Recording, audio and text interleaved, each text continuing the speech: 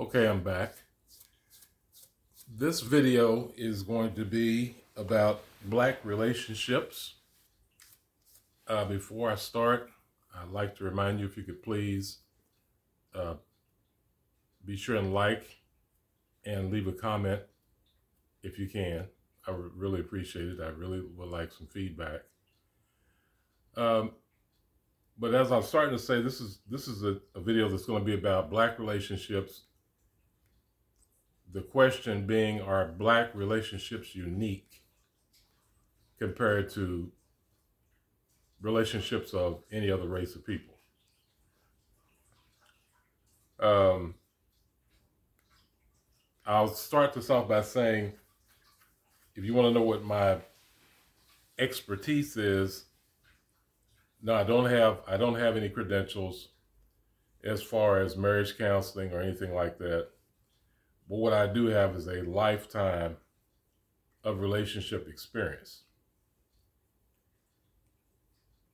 And that's something that I believe has to be taken into consideration, because I've been to therapists before, I've talked to therapists before, I know some personally, and a lot of times they have never even had a successful relationship themselves. They've never been, some of them are not even married.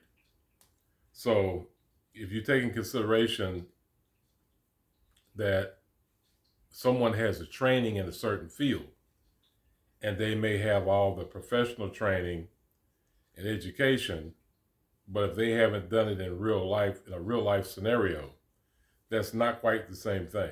It would be the equivalent of learning to be a race car driver in a classroom. You know, you may know everything there is to know,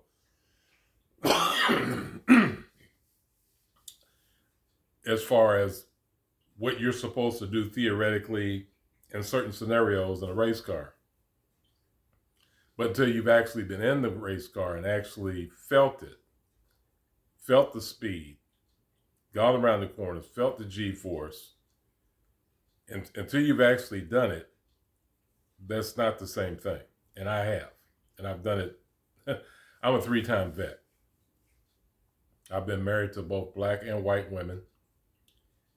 And I'm currently married. And so I think I know a little bit about what I'm talking about. So anyway, let me start off with saying that I think one of the fallacies that we have in the Black community is, and both sexes do this, both the men and the women do it, is we tend to take information from people who haven't even accomplished what they're trying to help you accomplish. They have never had a successful relationship. They've had failed relationships, but they haven't had successful relationships. And those are the people that 9 times out of 10 people end up listening to more, simply because they've got interesting stories to tell, or because they're saying it in a forceful way, or, you know, maybe they're more entertaining when they tell the story, or, you know, or they're, you know, a lot of it really is no more than confirmation bias confirmation. It's really all it ends up being, when people want to listen to those people because they're saying what you want to hear, what you want to believe anyway, what you possibly already believe. That's what they're saying. And so that's the reason why people would rather take their advice. But it doesn't make sense to take advice from someone who doesn't know what you're talking about, because they've never actually done it. And one of the things that happens along those lines, well, first off, let me talk about where I think people start off in the wrong direction in the first place. And that has to do with perspective. You know, perspective is relevant. It's totally relevant to anything that you're trying to accomplish, as far as something that you're getting into for the first time. Perspective is everything. And I look at perspective in terms of the difference between someone having a outdated, broken GPS and an updated, functional GPS. because you may know the destination, but if you're getting, once you start off on the wrong direction, you're not going to get there. And that's where perspective comes in at. It's the difference between, like I said, the broken GPS and the updated GPS. If you're going in the wrong direction, I don't care what your convictions are. I don't care what your intentions were. You're not going to end up in the right place because you took off in the wrong direction. You started from a wrong premise. And that's what usually happens in relationships because of the things that we've heard other people say and do. And again, if there's someone that you look up to for advice and you feel like they're a little bit sharper than you are, and there's somebody that you listen to, because people generally don't listen to people that they think aren't sharper than they are. So if this is someone who you perceive to be sharper than you, when it comes to relationships anyway, maybe not all the way across the board, but when it comes to relationships, then that tends to be the person's advice that you're going to take. And again, if you're going in the wrong direction, you can't get in the right direction where you're going in the wrong direction. It's not possible. And one of the things that I've noticed, and especially when I was out there in the dating scene, and I know that's been years ago, so you could argue maybe things have changed some, but people tend to think that they can treat someone the same way in a dating relationship as they would, or a shack-up scenario as they would in a marriage. And there's a difference. There's a distinctive difference because the rules are different. They're supposed to be. And that's where one of the first problems come in at. I've met guys that would brag that they had bought women living room suits and dinette sets and things of that nature when they weren't married to them. And I thought to myself, are you out of your mind? Why would you do that? I dated a woman one time and we were on the job together. She was in the same position I was, making the same money I was.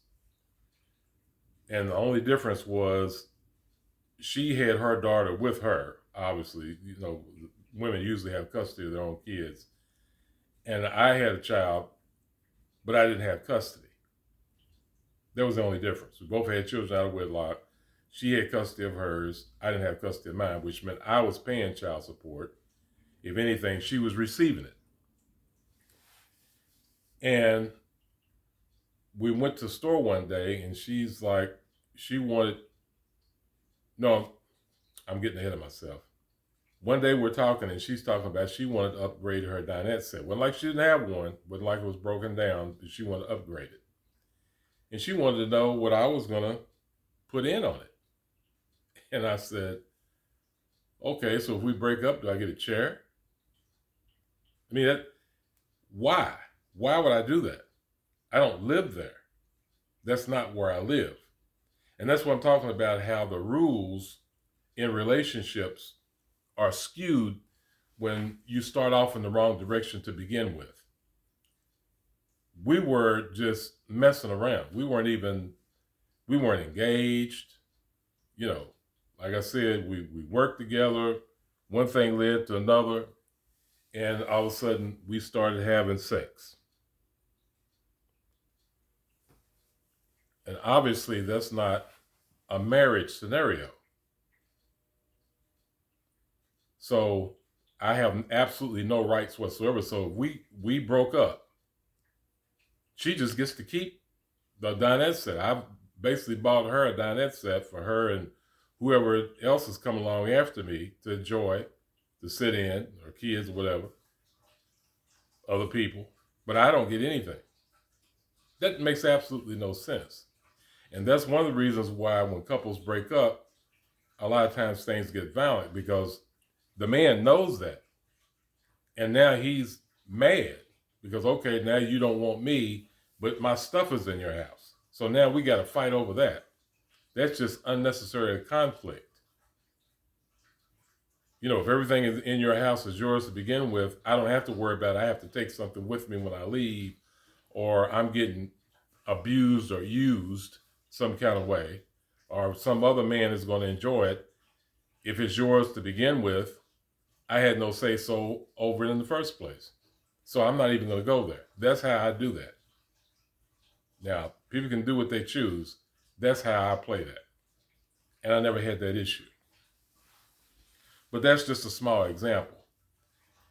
And so then, of course, there's the bills. And that's another thing I don't do. I don't pay bills where I don't live. I pay bills where I live. If me and a woman are living together, it doesn't make any difference if we're married or not. If I live there, obviously I know I can't live anywhere for free. If it's her place, I'm going to pay bills. If it's my place, obviously I'm going to pay bills because it's my place. Why wouldn't I? But I'm not going to pay bills where my name is not on the lease or the mortgage. That I'm not going to do. I have done it. It didn't work out well. That's the reason why I know how much sense it doesn't make. Because again, it's not like a marriage scenario. I can be put out, especially if it's her place. I can be put out at any time. I have no claim on anything. So here I'm paying bills where I don't live. That makes absolutely no sense to me at all. And it's another thing that can only cause more problems in the long run. So that unwritten rule that some men believe, isn't it, not just the women, but some men believe where they're supposed to pay the bills, somewhere where they don't even live, where their name is not on the lease and not on the mortgage. That's just a recipe for a fight. Because again, what women don't understand, a lot of times men will do that only because of the leverage that they feel like it gives them in the relationship. If I pay the bills and I'm the man, then I get to say who can come in and out of here. I get some say so. And then when that doesn't work out, because it's really not the man's place, and he doesn't really have any real say so, then that's when the fights start. That's when the conflict starts. Because now he feels like he's got some say so, he's got leverage that he really doesn't have, and he's going to try to enforce that. And that's where the problem starts. And the same thing happens with a woman. If a woman moves in with a man and and she's paying bills, well, I said move in. If she's paying bills and she doesn't live there, because there's women that have done that too for the same reason. I've witnessed it. I didn't have that happen to me personally, but I was living in an apartment complex where that actually happened. This woman was paying this guy's bills. I don't remember if he was unemployed or not, but she was paying. She was paying the rent. And he decides to bring home another woman from the club. She broke the door down. She was no small woman, obviously. She broke the door down. She got a hold to a steak knife, punched some holes in the woman's hand, and stabbed him up real good before he could get the steak knife away from her. Now, he ended up doing a little damage himself. I think he broke her wrist or whatever in the struggle. And they were going to take him away until we told him, no, this is his place. She broke in on him because there's always the assumption that it's the man. But this time it was the woman at fault. She broke into his place. But the reason why she did it was, again, she was yelling and screaming, I pay all his bills, and he can't do me like that. Well, people only do that because they think that gives them leverage in the relationship. That's the only purpose for either the man or the woman to do that, to be quite honest about it. Because it makes no sense when you don't live there. Most adults pay bills where they live. That's the way that usually works. And so again, I may be a little old and out of it, but I still would think that still would go for even today. Why would you pay bills where you don't live? It makes no sense. That's number one. And number two, the other thing that I found out along the way from relationships is that women in general, they only really care about if a man is going to pay their bills when they're not making it financially. That's the sad truth that a lot of men don't even know. Women know, but a lot of men don't know that. So they're under the false assumption that that's a man's place to do this, if he's a real man and all this crap. But the truth is, the only time that means anything to a woman is when she's not making it financially. Because I've dated women who were making it financially, and that was not a priority. A man paying her bills was not a priority when they can make it financially. It's only a priority for women who aren't making it financially. That takes priority over everything, because obviously it would. That's a part of survival. If you're trying to survive and you're a woman, you're not going to be that romantically inclined if they're getting ready to cut the lights off tomorrow, or they done cut your phone off, or even if they just cut cable off, or she's trying to get, she's got kids and she needs to get a layaway out for the kids because school's coming and she needs to get the school clothes out. Those are priorities for a woman. And if the man isn't going to help her do that, then he's pretty much useless to her. She's not going to think of romance over that. Those other things are going to take priority. Well, you flip the script.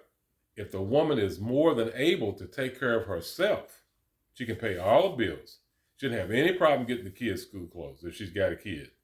She shouldn't have any problem making a car payment. She shouldn't have any problem making the rent or the mortgage payment or any other payments. And she can do pretty much what she wants financially because she has a disposable income. If she's in that position, money is not a priority. Paying her bills is not a priority. She understands that that's a leverage position that she would put herself in if she were allowed a man to come in and start doing that. And a lot of women, if they're that independent, that's the last thing they want. That is not what they want. So if that's being a man to do that, then you couldn't be a man to that woman if that was the only thing that you could do. So obviously that's not what it would mean for you to be a man to her in that relationship. And that is not the measure of a man. That's only the measure of a woman who's not making it financially. It has nothing to do with manhood. It doesn't have anything to do with that. And I've been in several of those scenarios. I've seen several of those scenarios. And it's always the same. As long as the woman is making it financially. And it doesn't matter about the color either, because I've been with black women. It was the same way. I've been with a black woman. I had a scenario where I was with a woman that was much younger than me by, I think, around about 16 years or so. And she wanted me to move in with her. And at the time, that was something that was going to work out better for me. It wasn't something I really wanted to do. But I was in a situation where that was going to work out better for me because at the time, I was unemployed. And I didn't have a car. I was coming out of a bad relationship. And it was my second marriage. And so that was something that was, I don't want to get too deep into it, but the bottom line was that's what happened. I didn't have a car. I didn't have a job.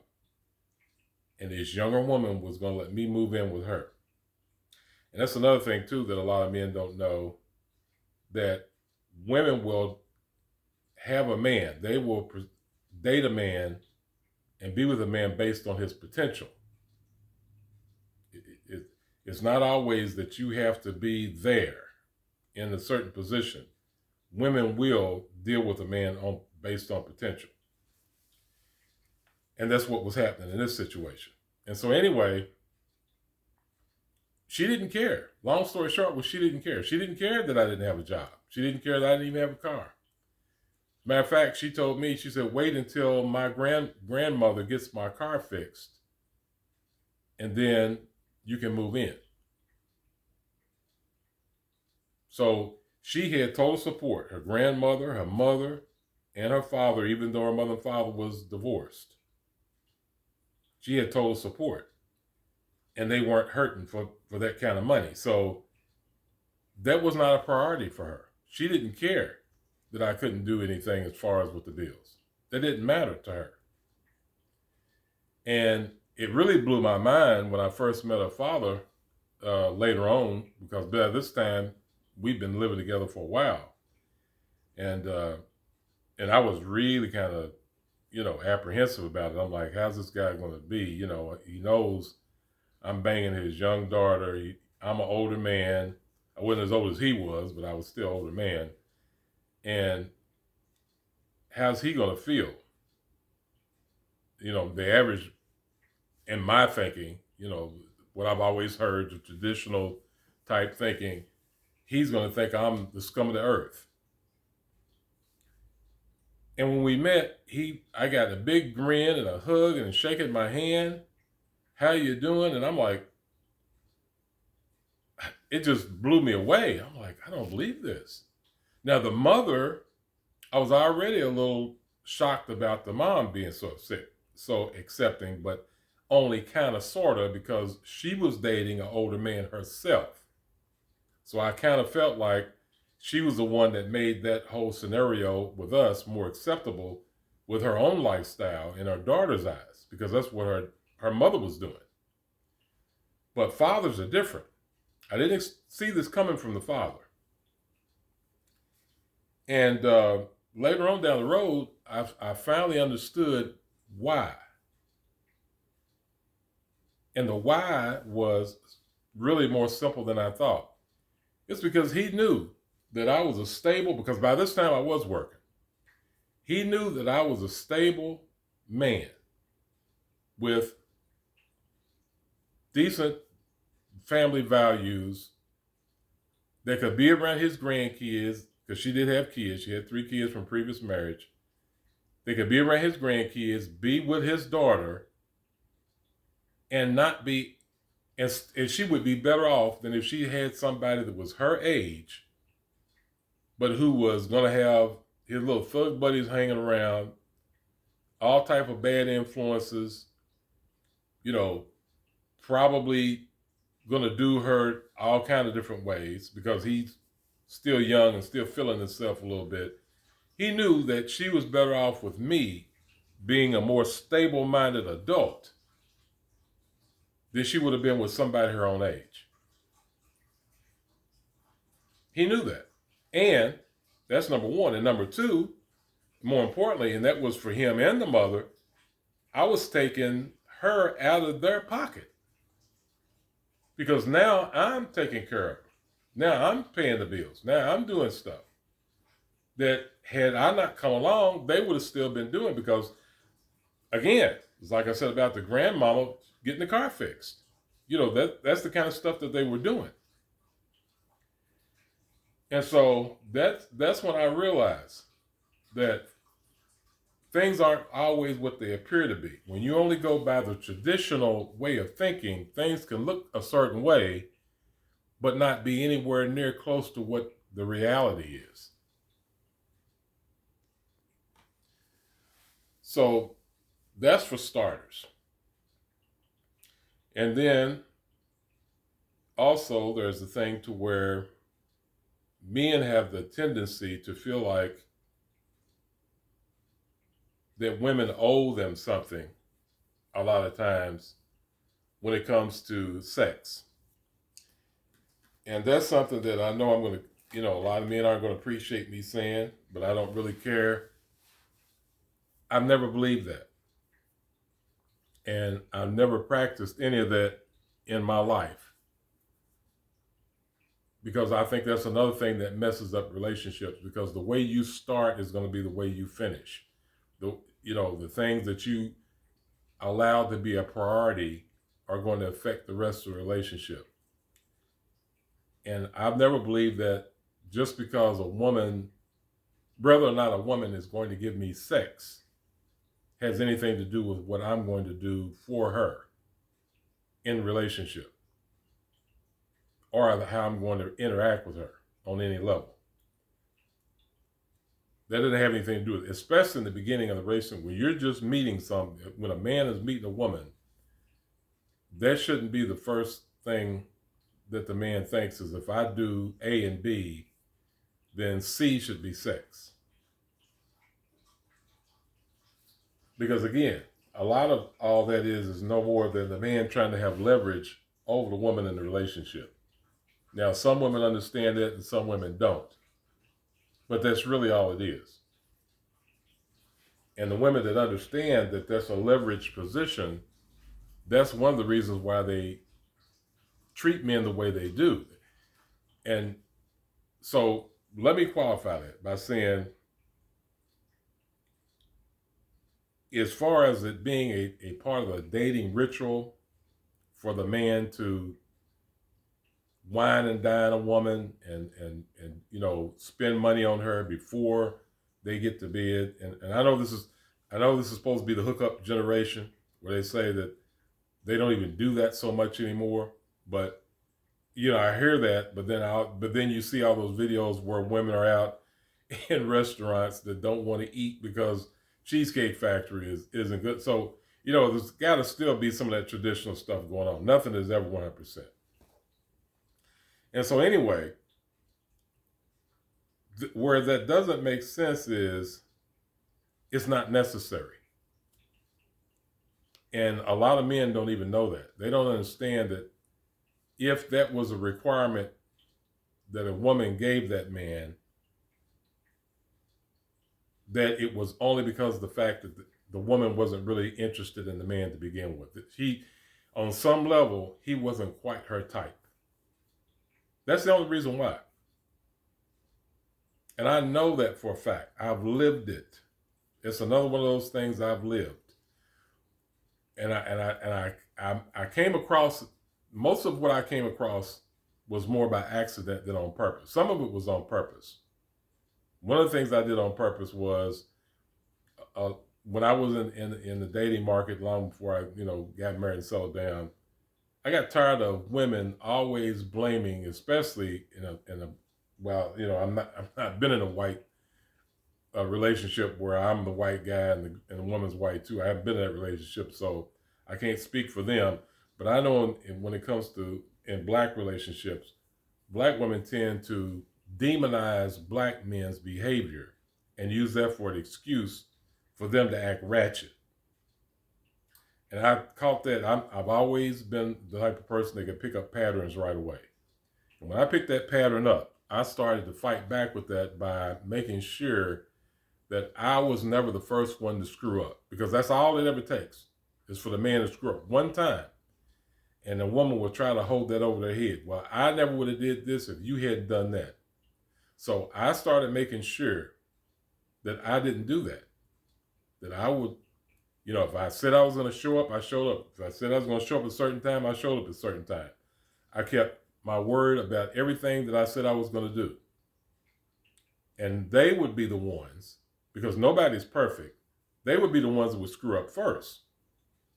And so once they did that, I knew I had them. So later on in the relationship, if they tried to bring up, I'm like, no, you screwed up first. I followed all the relationship rules. You screwed up first. So you can't use my doing anything as an excuse for what you did. Take responsibility for what you did. And when I would hold women's feet to the fire, they got just indignant because they weren't used to that. They were used to the man getting mad, maybe even getting violent, because that's what men do. When a man can't find the words, the next thing he does is start swinging. That's what a lot of men do. So that's what they were used to. But I didn't give them that. And because I didn't come at them that way, they didn't know how to respond. They didn't know how to respond when somebody was holding their feet to the fire. They didn't know how to respond to somebody that wasn't going for the okie doke. and would really throw them off their game. But that's as far down that road as I want to go. So getting back to what I said about if you're not that type, I learned a long time ago that women will have sex with men if that's what they want to do. If they have their own agenda, and I'm not saying that they're necessarily super attracted to the man. Maybe they are, maybe they're not. And a lot of times, one of the things that throws men off when I try to tell them this is they'll try to look at the caliber of women that I deal with. And no, they're not all 10s. A lot of times they may be the type of woman that man wouldn't want. But people make the mistake of thinking that because a woman doesn't look a certain way, it's the equivalent of saying that an obese person will eat anything just because they're obese. In other words, they're so desperate for food, they're so, out of control, they're obviously not passing up any food. That's the reason why they're so big. No, obese people can be picky too. There are foods that obese people won't eat. They just eat a whole lot of what they do love to eat. That's why they're obese. It's not because they don't turn down any food. And so that same analogy has to go for women who are bigger or maybe not as attractive. Just because they find some men attractive doesn't mean they'll take anything. It doesn't mean their eyes don't work too. And so I know that the things that I saw were consistent because I could see I had the same thing happen with good-looking women as I had with less attractive women and bigger women. It would still be the same way. If they wanted to sleep with me, they slept with me. And I wouldn't have spent any money, no money, none. But yet at the same time, like I said, there are women who will make men spend massive amounts of money. And the only time they do that is because, number one, they see the potential there to get the money. That obviously they can't pull that on somebody that's broke. And that's the reason why a lot of men get upset about, well, look how they treat the Pookies and the Ray Rays. They don't have to do all that. They didn't even have a job. They don't have, it's because they're attracted to Pookie and Ray Ray. Get over it. They're attracted to them. They see something in them that they find very, very attractive. Either they think because, the way they carry themselves, they can probably really put it down in bed. They got the bedroom covered. Or because they think that they can be a freak with them and they won't get judged. And a lot of it has to do with that. Because when a woman, when she really wants to do her thing in the bedroom, the last thing in the world she wants to do is get judged by some sanctimonious man that's going to look at her like, ooh, you're a nasty freak. No, they want somebody that's going to freak them out, that's going to participate. And so Pookie and Ray Ray is probably going to be more along those lines than Poindexter. That's just the way it is. And so, yeah, it's not about the money. It's really not. They only want men to spend money on them when they don't really care for the man. When they know he has the money, number one. And number two, if he's not really their type. Because when women really want a man, they don't waste any time. They don't waste no time. I've had plenty of women where I've been over their apartments that would call me back in the bedroom and they're laying back in their butthole naked. Like, I can't give you, I can't just tell you to come screw me, but I'm going to make it so obvious that, Stevie Wonder can figure this out. I had plenty of women do that for me. And I spent no money. And I'm hardly Denzel Washington. And I'm definitely not rich. So it's not about the money. It's about the man.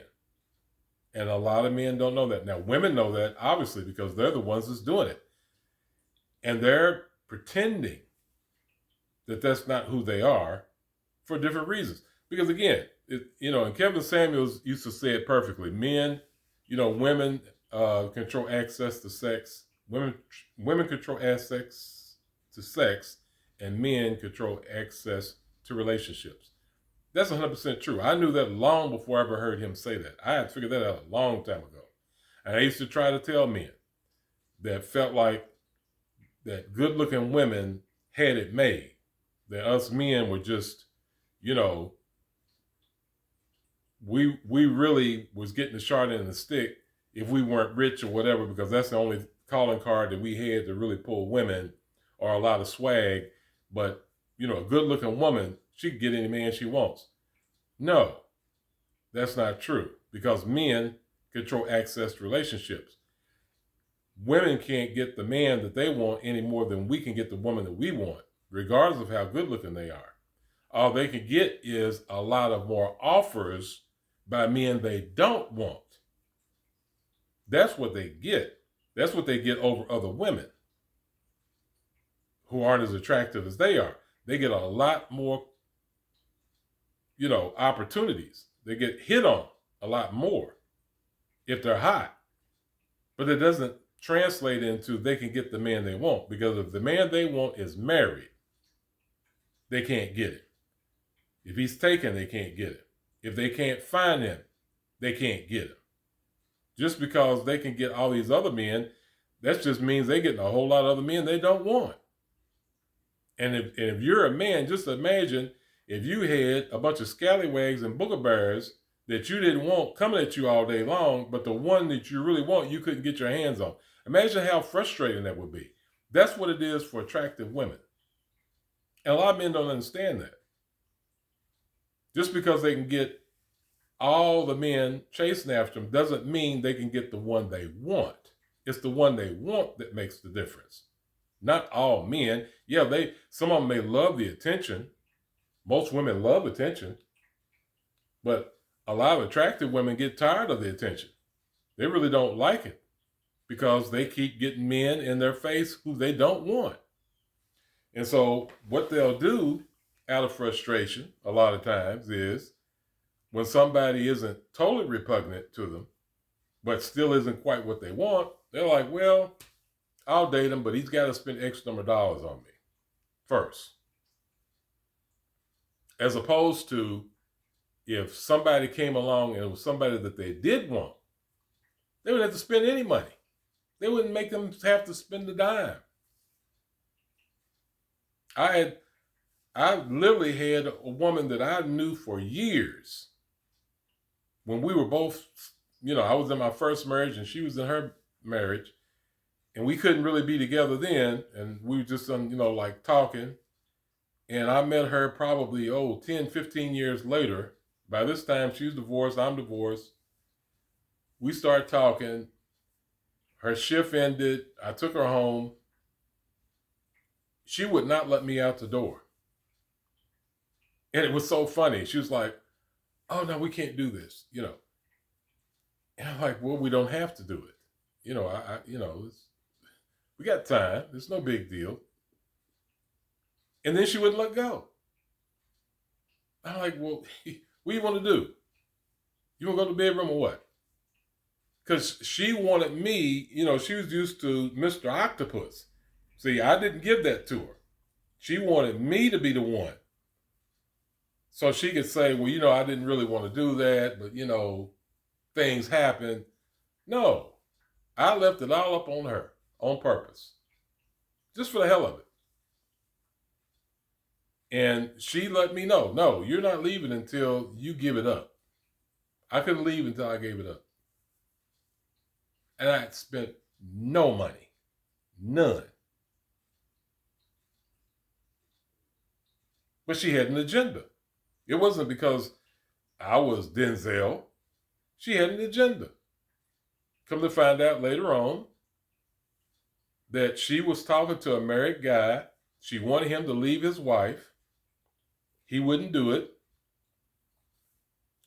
And she, like most women, had cut him off. And when the woman cuts the man off, she's cutting herself off too. Well, the average woman doesn't really like to do that. So she wanted me to help get that monkey off her back. And how do I know that? Because I called her, things dissolved, didn't go anywhere. We screwed around a few times. She claimed she was busy with her business she was trying to start. Didn't make any sense to me. I really was more interested in the business that she was trying to start than I was with her, because I was kind of on a hiatus from women at that time. And so I called one day just to see what was, just check up on her. And the guy answered the phone. And so I played it off, trying not to get her in trouble. Said it was the wrong number. She called back because she probably had caller ID. Because this was years ago, back, before cell phones was a thing. And so anyway, she calls me back and she says, what do you want? I said, well, I didn't want anything. I said, I was just calling to check on you. I said, obviously, you with somebody. She said, yeah, he left his wife. So then I knew. I'm like, this is what you wanted. Because she told me that she told this guy about me. She let him know when she had no reason on what. We never bumped heads. The guy wasn't around. She purposely let him know that I was in the picture to light a fire up under him, to get him to make a move. And it worked. He did end up leaving his wife. He does move in. And I saw the picture of the guy. The guy was a much better looking guy than me. So it wasn't like, this is a desperate woman who couldn't get nobody. I mean, this is a handsome guy. And he was married. And she got him to leave his wife for her, which is what she wanted. So where did I come in at? Why did I get it for free? Well, she wanted to get that monkey off her back. That's why. She couldn't cut him off without cutting herself off too. And she probably just didn't want to just sleep with just anybody. Probably curious about me because we had met 15 years ago and never got to hook up. So she figured she killed two birds with one stone. Get that monkey off her back and find out what it was like to be with me at the same time. That's it. So money didn't come into the picture anywhere. It never did.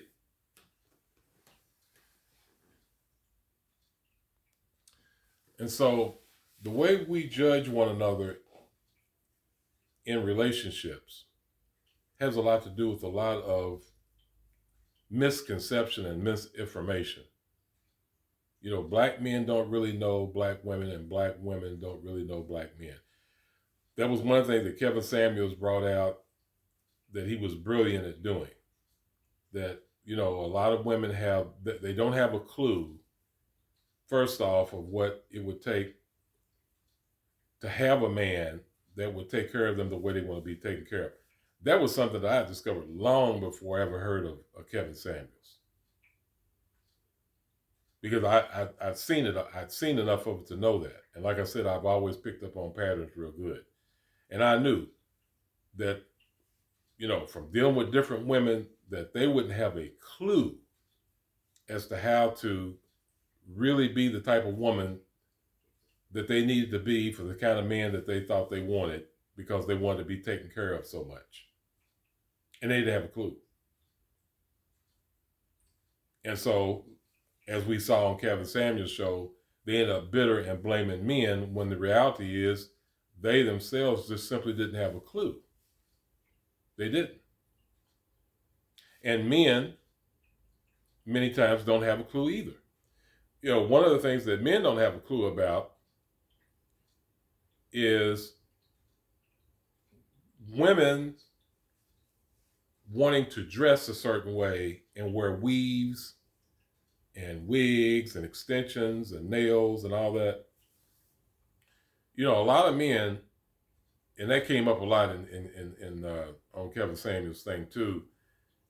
A lot of men are up under the misconception that women do that to attract men. Women don't do that to attract men.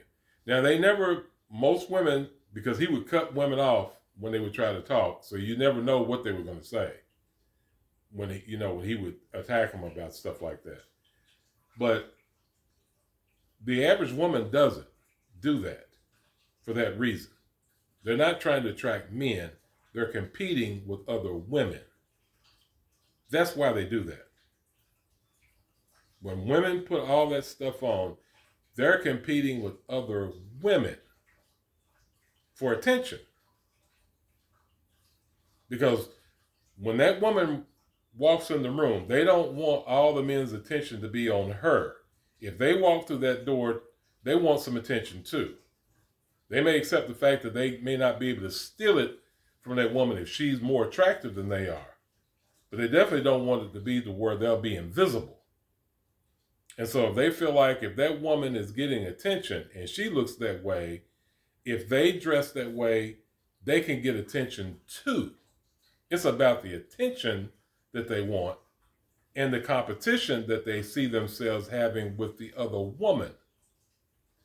It's not about them. There is no woman running around saying, you know what? I think the reason why George didn't want to sleep with me is because my shoes didn't match my purse, or because my weave wasn't long enough, or my nails weren't long enough, or I didn't have a nose ring, or I didn't have a tat. I don't think there's any woman running around really stressing over that, thinking that way about men. Because to the average woman, they think we're dogs. They think all men are dogs anyway. And they feel like, well, if I get naked, he's going to have sex with me regardless. So they're not really concerned about how they look for men. It's about competing with women. It's about not letting that woman steal the thunder for them as far as attention goes. It's about competing with the women. And the other proof of it is, and any married man would know that, will know this. Any married man or man that's living with any woman for any length of time knows this. That once a man lives with a woman for a while, you'll start to notice that she'll be bummy around the house. As long as there's nobody coming and it's just you and her and the kids or whatever, she'll be in baggy clothes. She might have her hair tied up. You won't see any makeup. You won't see none of that. Why? Because there's no women in the house to compete with. There's no women for them to compete with. They're getting all, whatever attention that there is to get, she's going to get it. She's the only woman in the house. So she didn't care. But then you get ready to take that same woman out where there's going to be other women. Watch what happens. See if she don't put that stuff on. See if she don't dress herself up. See if she won't do it. Because she knows she's going to be competing with other women. She, even in that scenario, even though she's got the man, she still doesn't want that woman to get more attention from the men in the room, or even the women who would admire what she's got on. She don't want them to get that attention away from her and her not get any, because they're competitive that way. But men have made the mistake of thinking, oh, she's doing that to attract me. And no, they're not. No, they're not. Now, obviously, if you see a streetwalker and she's halfway naked, yeah, she's doing that. But even she's competing with other prostitutes. She's not doing that just to attract the man. I mean, obviously, she feels like she's got to advertise because of, she's selling sex. But, yeah, but the average woman, no. They're not doing that to attract the man. They're doing that to compete with women and to keep from losing attention from men. Because like I said, you take that same woman and you put her in the house with a man that she's living with, and you'll find out it won't be much longer before he'll see her being real bummy looking around the house. And that's not an accident. But again, most men have never made that connection. They don't understand that. So then men get together and they tell other men, oh, I don't know why these women putting these nails on and his weave and his wig and all. It wasn't for you. It's not about you. Because again, they know the best they'll ever look is butt naked for a man. That's the best they'll ever look, is butt naked. And the only thing that they will put on, even for the man that they live with, to try and give him to look sexy, is lingerie, which you don't. The average woman doesn't wear lingerie in public. So yeah, if they got sexy lingerie, yeah, that's something they bought for the man that they're with, or if they're just with him for that moment. But yeah, they come out with the sexy lingerie. Yeah, that's for him. But the clothes and the way they dressed in public, no, that's not for you. It's not. That's another grave misconception. And so that's what I'm saying. Men, women think that men do things for reasons that they don't completely understand, and vice versa.